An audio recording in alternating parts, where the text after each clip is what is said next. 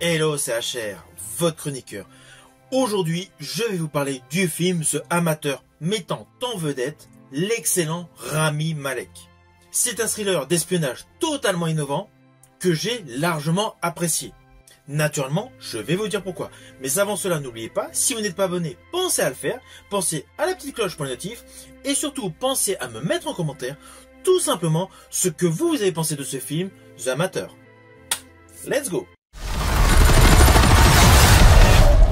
You recognize her? If you jump really fast, you might survive the blast. Wait! Alors, en ce qui concerne le côté technique de ce film, il s'agit d'un thriller d'espionnage durant un peu plus de 2 heures, réalisé par James Hawes, avec au casting, en figure de proue, Rami Malek, qui nous offre une composition totalement appréciable et surtout une facette différente de son jeu de ses précédentes compositions au cinéma, dans une histoire qui tient en haleine du début jusqu'à la fin. Histoire qui est la suivante.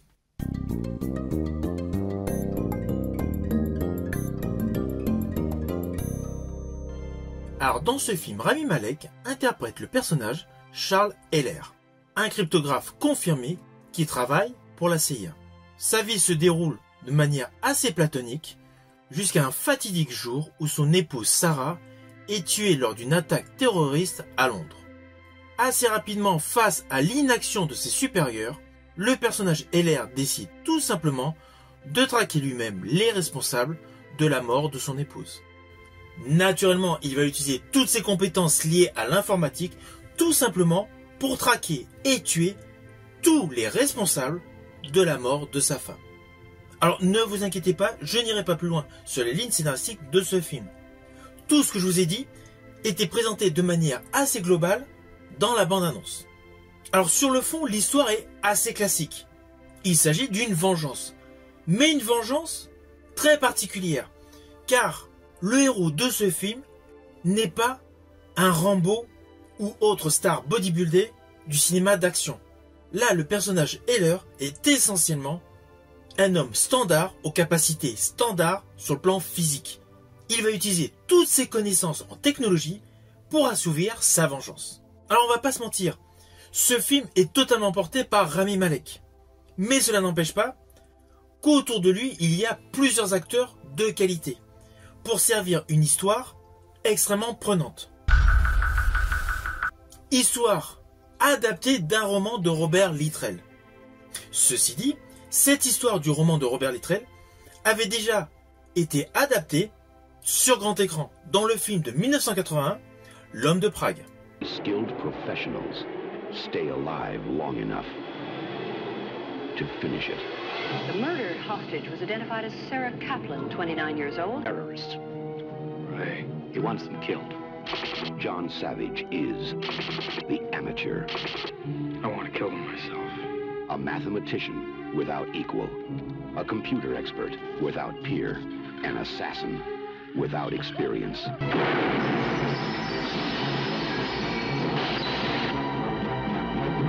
Ce film à l'époque était porté par John Savage. Il y avait un côté technologie moins avancé que le nouveau film. Mais cela n'empêche pas qu'in fine, le film The Amateur avec Rami Malek est en quelque sorte un remake du film L'Homme de Prague. Alors oui, il y a des divergences scénaristiques. Le contexte est différent. Dans L'Homme de Prague, il y avait la notion de la guerre froide. Mais cela n'empêche pas que le thème central de ce film est tout simplement le remake de L'Homme de Prague. Alors d'ailleurs, je vous invite à découvrir le film L'Homme de Prague avec John Savage. Les deux interprétations sont bonnes du personnage Heller, que ce soit John Savage ou Rami Malek, car ils ont tous deux leur propre style qui est totalement cohérent avec le scénario. Cependant, je ne vous cache pas que je préfère la version 2025 portée par Rami Malek. Pourquoi ? Tout simplement, la mise en scène est beaucoup plus édulcorée, la qualité photo est là, et les seconds rôles comme Laurence Fishburne sont excellents.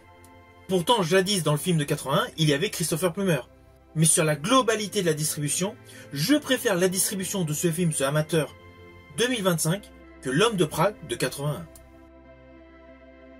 Alors côté casting, aux côtés de Rami Malek, toujours impeccable depuis ses compositions dans Bohemian Rhapsody, Mourir peut attendre et Une affaire de détail, nous retrouvons également Joe Bernthal. Joe Bernthal que je suis depuis la toute première saison de The Walking Dead. Sa filmographie est intense, tant à la télé qu'au cinéma. À la télé, il était impeccable dans The Punisher, mais au cinéma, John Bernthal, je l'ai largement apprécié dans des films comme Fury, Sicario et Le Mans 66. Naturellement, il ne faut pas oublier la composition de Laurence Fishburne, inoubliable Morpheus dans la saga des Matrix.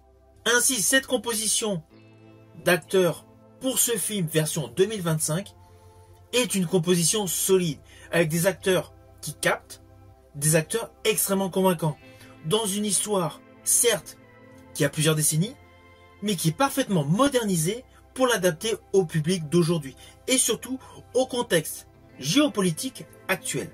Ce n'est pas, certes, le plus grand film de tous les temps en termes de thriller d'espionnage, mais ce film fait partie des bonnes adaptations. Il y a des remakes qui sont très moyens, mais celui-ci fait partie des remakes intéressants.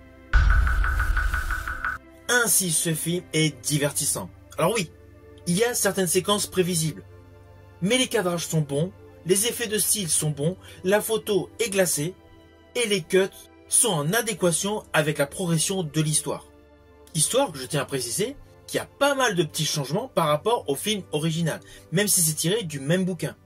D'ailleurs, sachez que l'histoire de ce film a évolué en termes d'adaptation, car ce film, initialement, devait être tourné en 2006, avec l'acteur Hugh Jackman. Mais par un concours de circonstances, le projet a été abandonné, avant de revenir en force en 2023, avec un Rami Malek qui assure 2 casquettes, le premier rôle et le rôle de producteur délégué.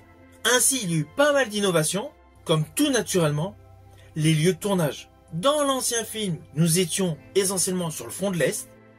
Là, dans ce film, nous sommes aux États-Unis, en France, en Turquie et dans le sud-est de l'Angleterre.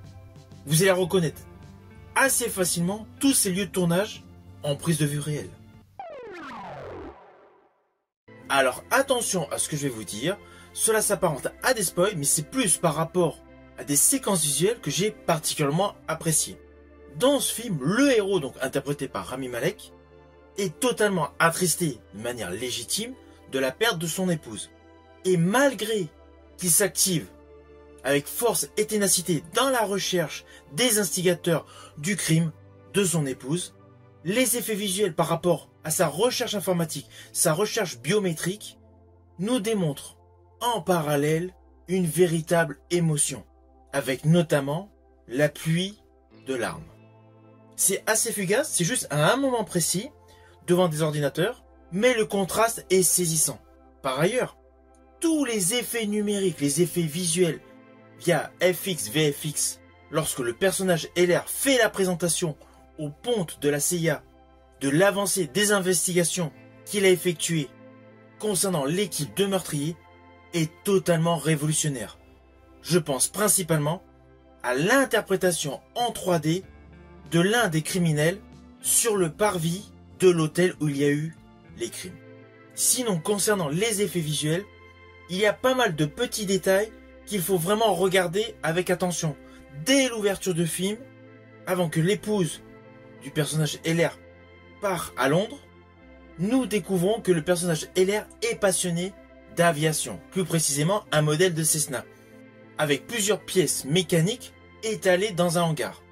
C'est un détail assez fugace en ouverture de film, mais cela démontre qu'il a l'esprit bricoleur, et cela se retrouve ensuite avec la fabrication d'engins explosifs. Alors vous voyez, ce n'était pas exceptionnel en termes d'effets visuels que je vous dévoile. Cela reste de tout léger spoil. Ceci dit, je tiens à vous rajouter que je regrette que le temps de présence de John Bernthal à l'écran est assez fugace. Nous le découvrons dans une première partie de film, puis dans le dernier tiers du film, mais de manière assez léger. C'est le petit bémol, j'aurais aimé qu'il ait davantage de présence à l'écran. Mais cela ne vous gâche en rien l'histoire, car je ne vous ai absolument pas dit dans quelles conditions nous le découvrons.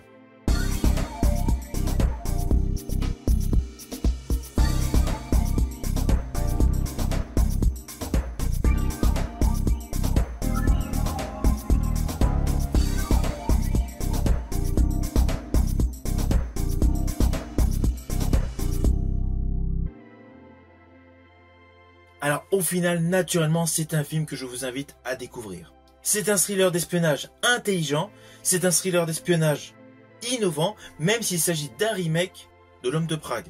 Tous les ajouts supplémentaires scénaristiques, toutes les modifs, apportent une véritable plus-value à ce film. Film où l'on voyage totalement.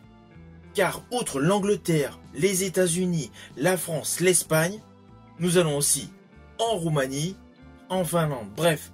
Nous voyageons dans pléthore de pays, ce qui apporte une qualité visuelle supplémentaire. Car toutes les prises de vue dans ces différents pays ont été faites en prise réelle. Ainsi, je vous invite tout simplement à découvrir ce film actuellement au cinéma sur grand écran. Pour tout simplement passer un bon moment. Je vous dis à bientôt pour une prochaine vidéo.